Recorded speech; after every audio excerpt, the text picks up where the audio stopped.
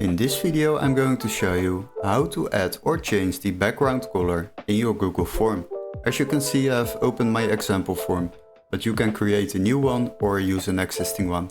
The next step will be to go to the interface right on top, and there you will find the customize theme option.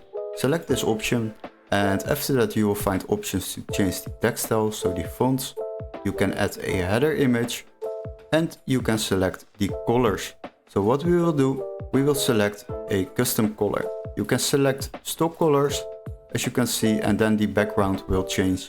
But we can also use this option, so the color option, and then click on the plus sign.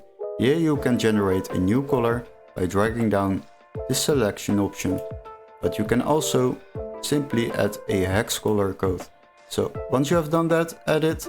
And as you can see, the color will change of this menu. So the next step will be to change the background color. Please note that this background color will change based on the color you have selected over here. So as you can see, now it is blue, so it will display these colors. But you can also change it to green, and these colors will automatically change. Now you can select the background color and it will be different than the first option. So this is basically how you add or change a background color in Google Forms. Hopefully this video was helpful.